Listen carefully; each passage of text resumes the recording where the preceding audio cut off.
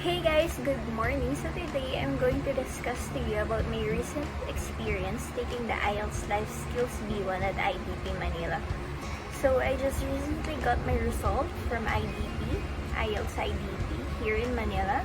I got it last September 2 this year, 2020, and I took it last August 27, 2020. It was 8 days after I finished the exam. So today I'm going to walk you through from what I have experienced before, during, and after the exam. So guys, first things first, actually there are three types of IELTS life skills that you're supposed to take. A1 for the first spouse visa application, A2 for the extension of your spouse visa, and B1 for citizenship or indefinite leave to remain. So actually, from what I've read, most people recommend to take B1 directly instead of going through that three stages, because if you actually pass the B1, you can use it for your first spouse visa application, for your extension, and for your citizenship. So it will save you time and save you money. That is just their suggestion, but it's still up to you whether you want to go through the three process or you want to take the B1 directly. So for me, I prefer to take the B1 since I'm quite confident that I can pass it. So I just took the chance and I actually passed it, and I was happy about it. So here in Manila, you have two options whether you want to take it with British Council, and I think in Makati or Taguig. I'm not sure where's the British Council's location, whether Makati or Taguig, or in IDP, which is located in Ortigas. So in my case, Ortigas is the closest office to my location, so I preferred to take my IELTS exam at IDP Ortigas. So I actually just booked it through their website. It's idp.com. You can check their website if you want to take your exam there. So for the price, I actually paid 9,890 pesos only. Actually, before I already checked their website, their test exam rate, and it was actually more than 10,000 pesos. But then I'm not sure why the price became 9,890 only this year. So anyway, that's what I paid, only 9,890 pesos only. So it can be paid in debit or credit card, and I paid through debit card that time. I actually first registered for my exam last July 7, but unfortunately due to this pandemic situation, it was moved twice. The last time it was rescheduled August 27, and finally I was able to take the exam by that time already. So I actually received the schedule, the specific time for my exam 2 days before the actual date.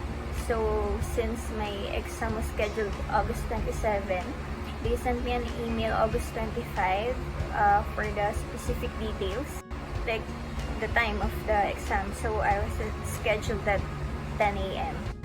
So I actually arrived at Marco Polo Hotel by 9 a.m. I actually prefer to come early in order for me to relax and get along with the other examinees.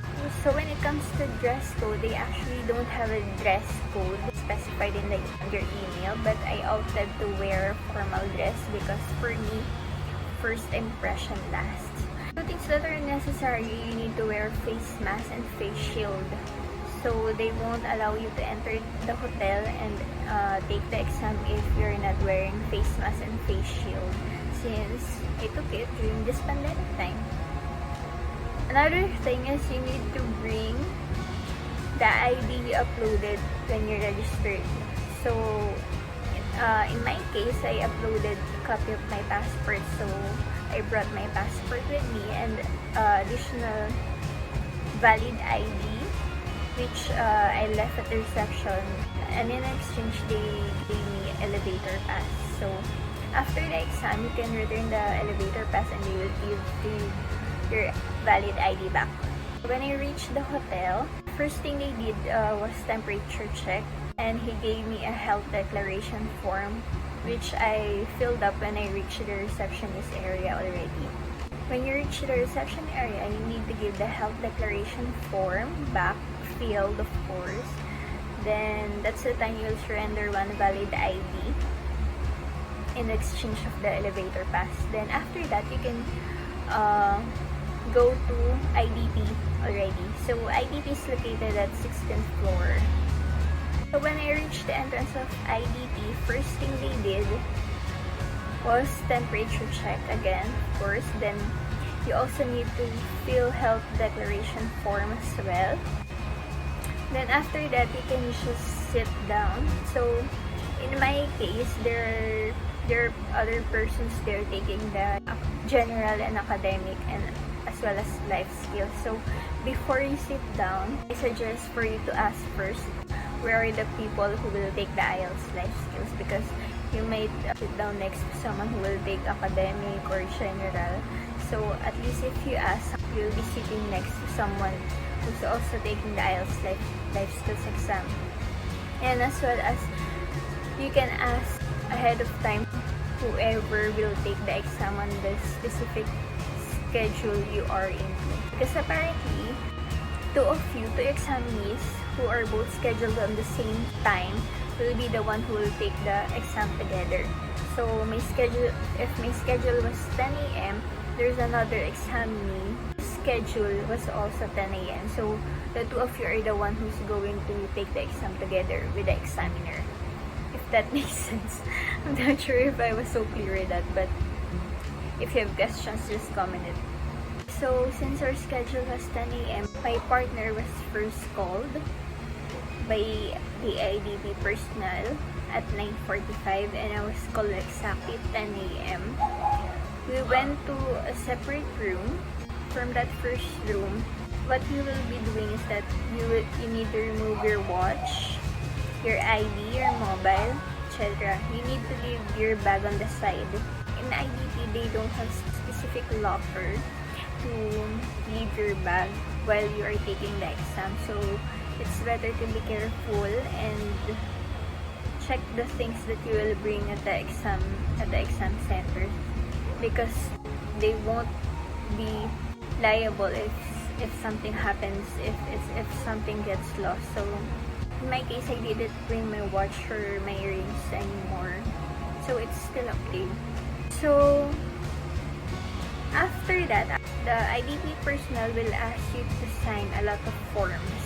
After that, your right finger will be scanned. After that, your picture will be taken.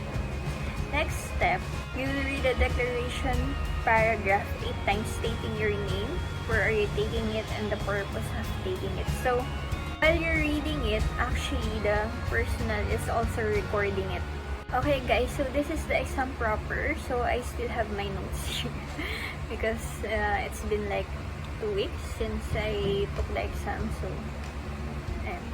So for the exam proper, the examiner was a Filipina. So again, face mask and face shield should be worn. So I really thought that when it comes to the exam, they will ask us to move at least the face shield or the face mask, because it was really hard to talk. But they didn't allow us to remove the face mask or face shield. And I really thought that they will at least give a microphone so that caution will be better, because it's quite hard to speak and it's quite hard to listen to another person because of the mask and the face shield. So it's really important for you to practice your speaking voice. Try to speak louder than the usual and make sure the other person will understand it. So when the examiner called us from the other room and sent to the exam proper room, which is the third room, she is actually the one who decided who will sit where. So like my partner, she was told to sit on the left side and I was told to sit on the right side. So our So our position is like I'm here and my partner is here. So we are at the both end of the table. So the table is like that, a rectangular table, and on the other side is the examiner. So there's a plastic barrier between the examiner and between the examiner and the examinees. So there's also a video camera there. They recorded us. So the first thing the examiner asks is for us to tell our name. Where are we from? How long have we been there, and what name can I call you? So that was the first part of the exam. Second part was a conversation with your partner. Examiner will ask how you learn to communicate using English language and how important it is for you. Next part, conversation with your partner while asking 3 questions each.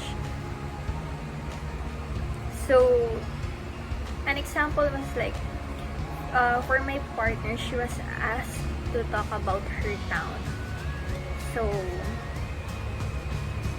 So from what she discussed about her town, I needed to ask 3 questions about that.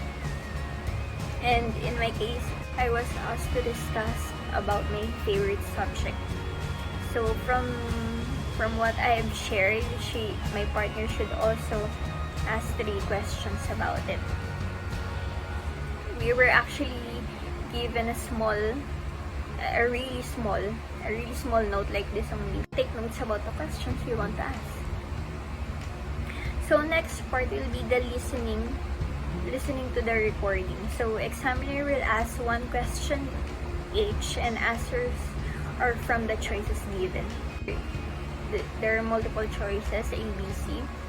Then she will play recorded audio, and after that she will ask something, then you need to choose from that multiple choice. Fourth part, we were asked to listen to the same recording, but questions will be given before the recording will be played again. So at this point, the examiner already asked the questions to us. She already gave the questions before playing the audio. So from the recorded audio, of course, you already know what you are looking for. Next part will be conversation with your partner. It's about planning. So in this case, you need to do the conversation based on the objectives given. It will be the basis how the conversation will flow. So next part will be again conversation with your partner. Examiner will ask, what do you think is the importance of history? So it's just like a tense type of conversation where I will share what do I think about it, and my partner will really share what she thinks about it. The last part, the examiner will ask each of you still about history. It's like 8 parts for us. Okay, so at the end of the exam, you'll go back to the first room and have your right finger scanned again. So by that time, you'll get your bag already, and of course, you can leave right away. So we actually finish exactly 10:50 a.m. We finish our exam exactly 10:50 a.m. So when it comes to result, since I took the exam August 27, the online result was released September 2, 6th day after my exam. So when it comes to online result, actually IDP will send you a link and with the date and time when you can view the online result. And IDP specifically said that the result online is just a provisional, so it's not the real result yet. So it says there. So when it comes to online result, IDP specifically basically said with the disclaimer, it says that the preview of your test result is provisional and may not be used as official confirmation of your achievement. So I was actually hesitant to check the online result because whatever happens, it's just provisional, and I don't want to have that high hopes. But then I still check it, and when I check it, it says pass. But after checking that, I'm still not that happy, and I cannot celebrate yet because I'm not yet sure if it's really passed, because as they say, it's provisional only.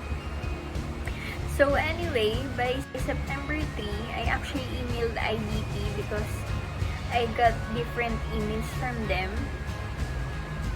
I asked for clarification about how am I supposed to get the hard copy result, because the first email they sent was test takers with Metro Manila addresses should claim their result personally, and from the second email they said that all results will be sent via courier. So I emailed them asking how am I supposed what am I supposed to do? Do I need to go to their office to take my hard copy result or what? So they said that due to pandemic, all results will be sent via courier. So by September 4, I actually got my result through LBC. It was sent to me here. So that's 8th day after I took the exam at IDP. So here it is. So it was on an envelope, of course, and here IELTS life skills. So the exam is actually just pass or fail. It's a pass or fail meaning. There's no band, like I think that's for academic. So here, pass. So there, I'm quite happy. Less stress now. The next thing that I will do will be the tuberculosis test. So I will try to update you about that, guys. So again, thank you for watching. See you.